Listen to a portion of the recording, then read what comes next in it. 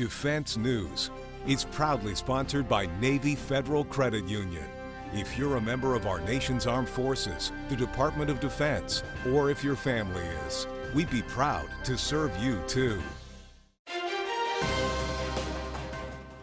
On this edition of Defense News Weekly, we'll see America's next aircraft carrier launch, find out what exactly troops think about President Trump, and talk to two CEOs of U.S.-based defense companies, with in-depth interviews, up-close video, and leading analysis. This is Defense News Weekly.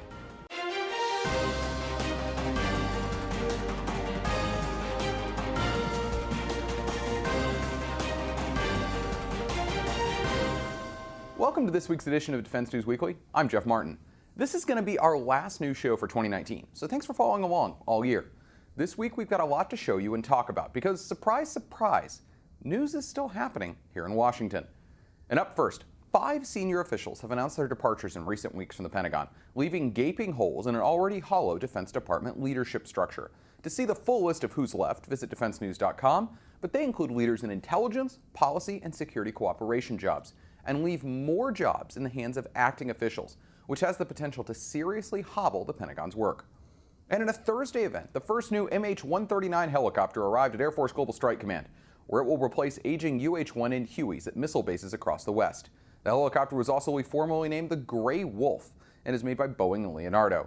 The helicopter will also be used to replace Hueys at Joint Base Andrews, where they're flown by the 1st Helicopter Squadron. Now, testing is going to happen at Eglin Air Force Base and then later transition up to Malmstrom Air Force Base in Montana, and operations will begin in fiscal year 2021.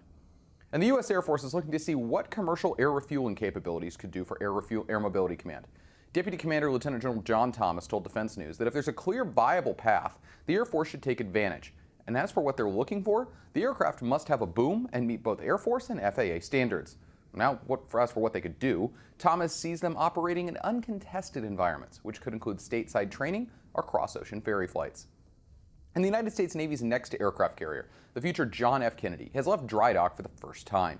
Shipbuilder Huntington Ingalls released this video showing the massive ship being floated out and moved down the James River to a pier, where the final outfitting and work will be done.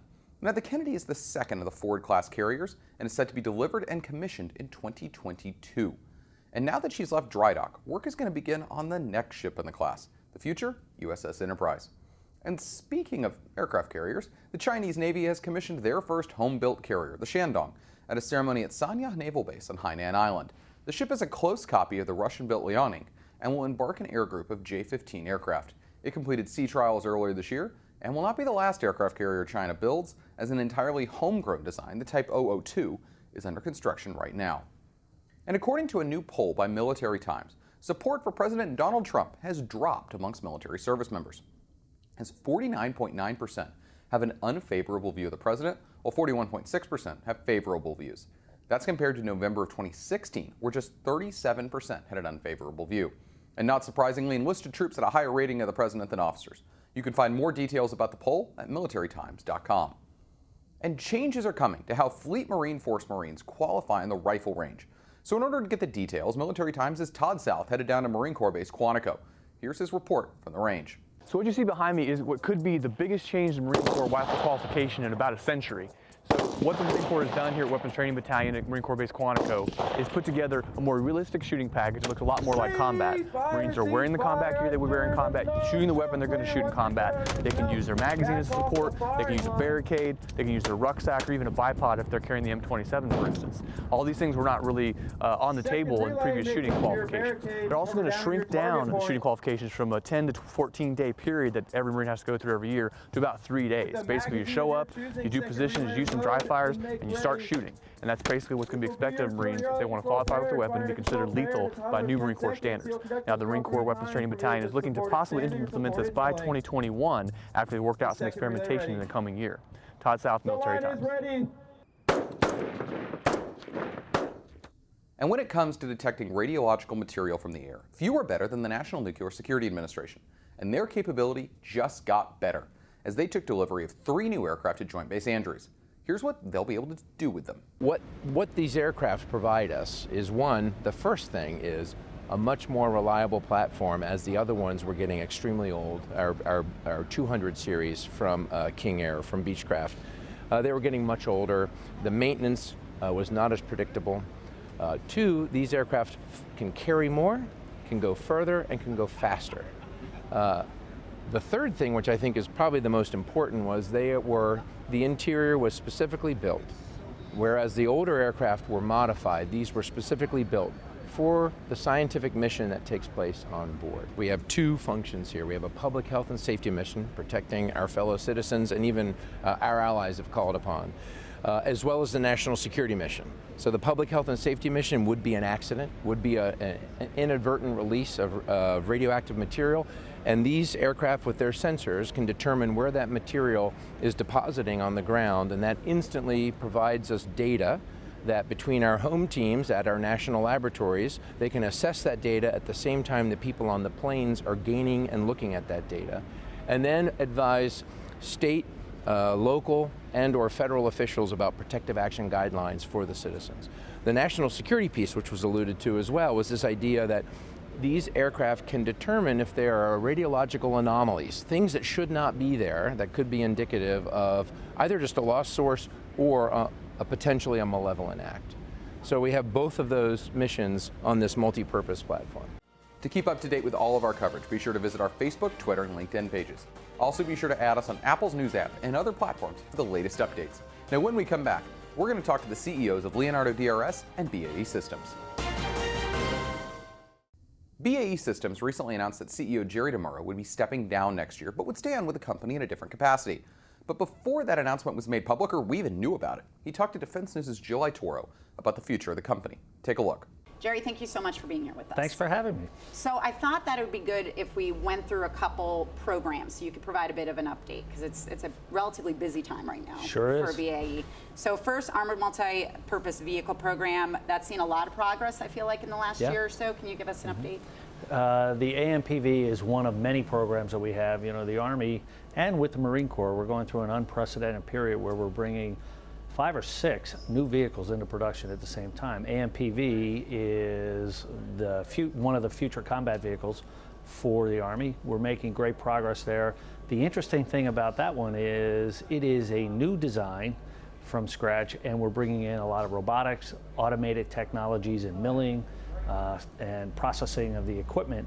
So not only are we bringing the supply chain on board, you know what has happened in the combat vehicle markets before the last couple of years, so the whole supply chain is being brought back to life, but we're using automated technologies much like you would see in any automotive manufacturing facility. Okay. However, our processes, government specs, inspection standards, et cetera, are for the old manual kinds of processes. So we're working very closely with the Army. Dr. Jetty, the Undersecretary for Acquisition for the Army, has been very helpful in helping us work through how we as a team now build, inspect, and deliver with these new automated processes. So it's almost a test case, the first time it's been done, certainly for these vehicles, but really in a lot of cases in general. Is that fair to say? Absolutely. This kind of robotic welding and automated machining and milling hasn't been done in the combat vehicle world before. So that's exciting. yeah, once we get this up, I think you're going to take that to a new level. And we're going to apply it to the other vehicles like the M109 self-propelled howitzer, the ACV. We just met with the Commandant of the Marine Corps this morning. We're explaining to him what we're doing to facilitize and work with his team to also bring more automation into that, get higher quality, better repeat results. And that was my question. So certainly there's some obvious advantages to automation, but from your perspective, is it less expensive? Is it faster? What are the benefits that you anticipate? Well, it's all about operational efficiency, right, and operational excellence. So we're trying to do it better, faster, and more efficiently, not just in terms of price, but quality, less rework, et cetera. So a machine can repeat 85 layers to get to these welds much more precisely and exactly than you and I as a human being. Yeah. And then we don't need as much inline inspection, which reduces cycle times, also drives down cost, not just for that one product, but overall for the business. So good for the customer, good for us. Okay, so what's the timeline on that program, would you say? What's the next phase? The next phase, we are working through the low rate initial production. They will go to yet another round of tests for the Army. So we're in pretty good shape. By about the third quarter, I think we will have delivered just about all of the low rate initial production on that one. Wow, that's great. Okay, so next I wanted to ask about mobile protected firefighter vehicle, mouthful. I know prototypes, I believe, are supposed to be delivered in 2021. Correct. Is that correct? So how is that going? That's going very well. We have a unique offering. Ours is, I think, the lighter of the two, actually. So each one has its own unique features and benefits. I would expect that we'll learn from each other and with the Army as we go into testing, but that's going very well. We're actually producing that in our prototype facility up in Sterling, Michigan. Okay, and that goes to Fort Bragg, is that correct? Is that you know, I'm not sure. Yeah. I'll have to check on that. But it'll basically in the hands of the soldiers, they will end up being able to kind of test it But out. you're right. Wow. This is designed for the Airborne Corps. Quickly get it there. Two on a C-117 for the light forces. Great, that's terrific. Now, I did want to ask about the medium robotic combat vehicle, which I know BAE was not selected, but if I remember correctly, the company said that you do intend to continue development? Absolutely. Those technologies have broad application, automation, autonomy apply in all cases, not just to that vehicle. And this is another study phase, and we will have an opportunity, even in that specific program, to get back in the next phase. We have a very mature offering, and we're going to continue to do that because it has broad application. Yeah. It is interesting and kind of reflects on how the Army is trying to change the way it competes and procures these vehicles. And from the prototyping and then returning it to more open competition. So is that encouraging from an industry perspective? Yes and no. It's got its pluses and minuses. You know, we all have limits on resources, whether it's human capital or financial capital. And to participate in these programs, especially for big platforms like this, is very expensive. So you got to pick your spots, and it's one of the reasons why, you know, for instance, on OMFE, we declined to bid. We're focused on the programs that we have. We have quite a portfolio that we're trying to bring into production. And secondly, on technologies like autonomy, other kinds of protective measures for these, the vehicles. So, Well, now you mentioned OMFV. You opted out. We're now seeing that it's probably just one competitor. Any regrets in that decision or no? No, not at all. No. We made the right decision for us. It was a very challenging program, as has been described well in the press. I think even you've written at least once or twice on it. Me or Jen Judson, certainly. Yeah, you know, it's always comes down to three things: requirements, schedule, and funding. And the schedule was very, very aggressive, especially early on, and at the same time trying to get leap-ahead technologies. There's a little bit of a dichotomy there. Secondly, the requirements that were being asked for was going to require, in our estimation, significantly more development that could be done in that time frame, and significantly more capital than the Army was willing to apply. So we had to choose where we're going to invest our human capital and financial capital. And we're going to watch the program very closely, as you might imagine. We're still in dialogue with the Army and DoD, and we'll see what they decide to do, whether or not they come back out and try and maybe relax the schedule so that they can get a little bit more technology that they're looking for, you know, the next gen.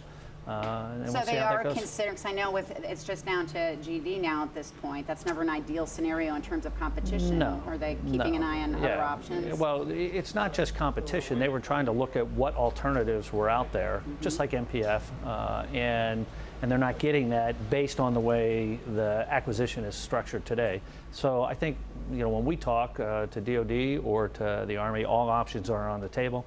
They're trying to sort through that. What can they open up to perhaps get more opportunity for industry to participate? Yeah, great. So last question, any other programs that are really high priority going into 2020, either to compete for or just move forward? As you know, we have a very significant position in electronic warfare. So there are a lot of programs over there ramping up. We're just about at full production rate for F-35, but we are on 80 different aircraft. We're on all of the 5th generation jets. And so all of that has to be spun in to each of those. So there's quite a bit of work there. And as you know, we're moving into the adjacencies, precision guided munitions, quite a bit going on there, space resiliency. So in addition to these programs that have durable backlog, we're really working hard to position for the priorities, not just of the near-term modernization, but the longer-term threats, you know, that we talk about all the time with the. While at the Reagan Forum, Jill also got a chance to chat with Leonardo DRS CEO Bill Lynn about what 2020 could look like for the company. Here's their interview. Bill, thanks so much for joining us. Great to be with you, Jill. So I wanted to get a, we're sitting here like approaching what we hope will be a budget soon.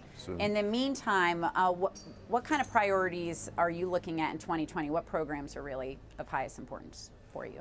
Well, I'm in a diverse set of programs. We have this active protection system that we're doing for the Army on the M1 tanks, and that's going into production as we speak, and the bulk of that will occur next year. We've just started the second generation of MFOX, Mobile Family of Computer Systems, which is basically onboard computing for Army vehicles.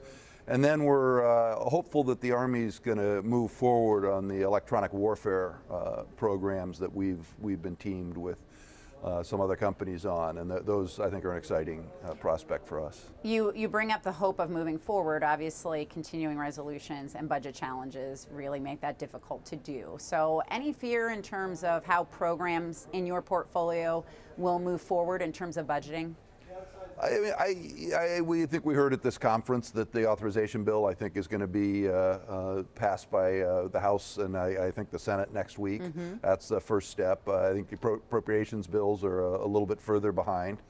But they're hoping, I think, to get it before Christmas. But if not, I think January is a very good prospect that we'll have a bill either this month or next. So you don't feel like there'll be a negative impact in any aspect of... If they meet that schedule. I mean, if it goes beyond that, I think we'll start to see a negative impact. I mean, There's already, I think, in terms of how the department operates, in terms of readiness levels and so on, I think they were already feeling it for the programs of record, for the investment programs. I think there's been some delays, but that's recoverable if they don't go further. Yeah, the new normal, unfortunately, I guess, to some degree. The old normal. But yeah, and you've been around it from when you were at the Pentagon. I did also want to ask, as I observe the last year, and even the last couple years, we've seen quite a few high-profile programs awarded, big ticket items. Looking ahead, Washington and the U.S. don't have quite as many now that we're waiting on the competition, but Europe has more and more emerging. So as a company where DRS is headquartered in the United States, how do you approach the potential of competing under those programs? Is it different than the ones that are happening here in the U.S.? Well, DRS, or Leonardo DRS, is a U.S. company in a proxy, but the owners are Leonardo. And so when we compete in Europe, we frequently use them, and so we're a European company when we go to compete there, since we're competing through our parent. Right. Is there an advantage in that? I mean, how as you look ahead, and am I right where I make the assumption that we're seeing some more opportunities coming out of Europe in the next couple of years? Is that a fair assessment? Yeah, I think there's some ground force opportunities. There's also the two different next generation aircraft. Moving forward a little bit further behind the ground forces, but no, I think there are opportunities, and I think there is a home team advantage to a degree. We're seeing a lot of companies like DRS, not a lot, but where they have the U.S. subsidiary that functions as a U.S.-based company, but it has the advantage, you might say, of international ownership for those global competitions. How do you assess where you want to look, where you want to focus with that understanding? So is it left to Leonardo in terms of the overseas opportunities for the most part, and they bring you in to support the initiatives and the competitions, or are you looking to compete? No, I mean, we look, it's more based on our product set. We look and see where are the opportunities for our product set. When we can get support from Leonardo, of course, we seek it, but in terms of identifying the opportunities, we understand what we have to sell better than anyone, and so we look for other markets than the U.S. for those products, and that's really the process. Yeah. So DRS has, I've noticed, focused quite a bit on more of the system competitions. You mentioned EW. The trainer is now behind us. Is the priority those systems, C4 capabilities? Is that really where you see the future growth for the company? Yeah, I mean, as I said, I think electronic warfare, protection generally. We have a protection suite for helicopters. We have the active protection system. We have a counter UAS system. Another program we're looking at for big opportunities in 2020. I think they'll start production on that in 2020. So protection has been something that we've really been emphasizing heavily. And we're seeing a lot coming out of the Army and elsewhere on that for sure as well, in terms of the various systems. So, and international opportunities for those systems as well. Absolutely. And again, I guess brings me back to the not as many large platform competitions. Is it put DRS in a good position that, you know, a lot of what the U.S. military is focusing on now is more at the system level from what I'm seeing? There's exceptions, but. Yeah. Well, we're really platform agnostic. We don't really build platforms. So we like I mentioned the MFOX program. We put that on legacy vehicles. We can put that on new vehicles. If the Army buys more new vehicles, that's the direction. But if they upgrade the existing fleet more heavily, we're ambidextrous in that regard. So we're not dependent on platform decisions. So I think that gives us a little bit more stability, a little bit more robustness in terms of our revenue. Yep, absolutely. Well, thank you for being here. Great. Well, always good to be with you, Jill. Thank you. And don't go away. When we come back, we're going to take a look at what's needed to get a special bus back on the road. On this week's Money Minute, Navy Federal Credit Union personal finance expert Jeanette Mack offers her latest tips. You might think building your credit score and your savings account at the same time sounds impossible. Well, it's not. Actually, doing these two things together can help you with budgeting and set you up for the future. Of course, if you have a balance on a credit card or loan, keep making at least the minimum payment by the due date each month. Yes, it seems obvious, but being late on a payment brings your credit score down. So always pay your bills on time. And once you've paid it off, leave that record on your credit report. This one may sound odd, but showing you've paid off old debt works in your favor. So now you're asking, where does savings come in? Well, one way to get value out of your spending and maybe decrease expenses is to use a rewards credit card for all of your daily expenses. Groceries at the commissary, hotels while PCSing, filling up the tank, or whatever it is you're buying that you know you have the cash for. Then pay it off before any interest accrues. This way you're earning rewards or even cash back that can be saved in an interest-earning account. Using your credit card in this way not only helps build your credit more quickly, but also forces you to really examine your spending. And best of all, it puts more value and money in your budget. Thanks, Jeanette. We'll see you next week. To get more defense news coverage, be sure to visit our website at defensenews.com and subscribe to our Early Bird Brief, delivered to your inbox every weekday morning to get you ready to start the day.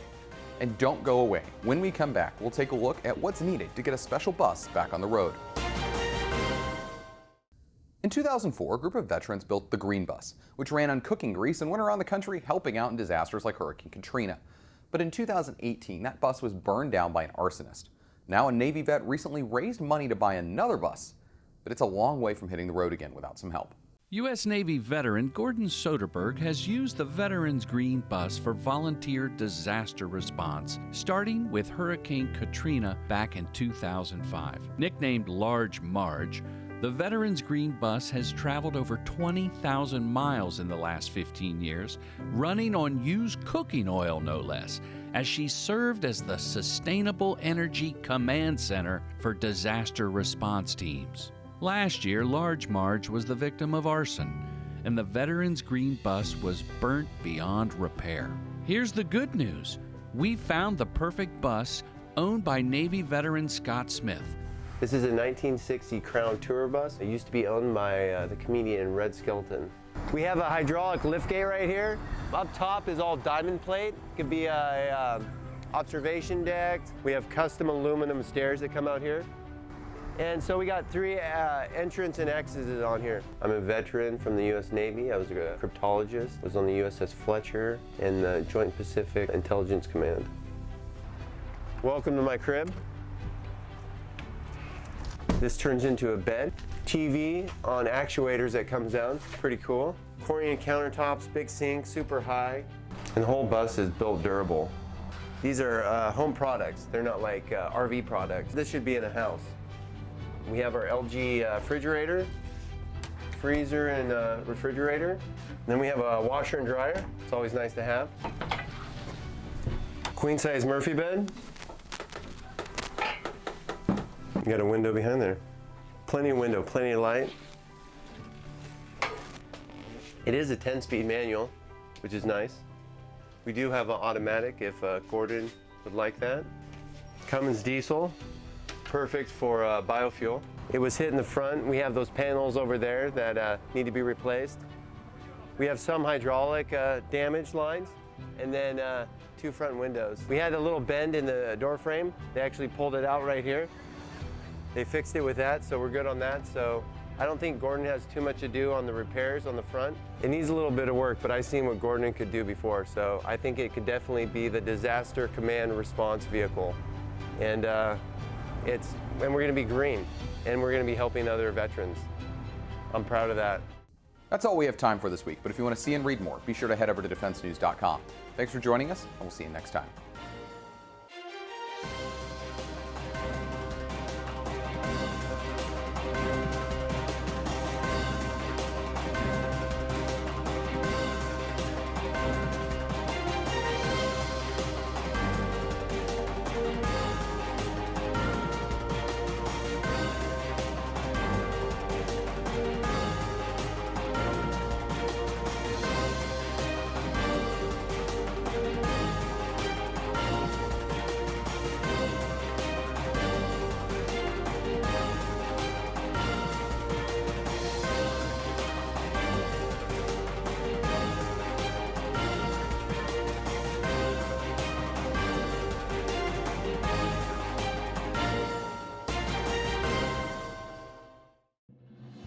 Defense News. It's proudly sponsored by Navy Federal Credit Union. If you're a member of our nation's armed forces, the Department of Defense, or if your family is, we'd be proud to serve you too.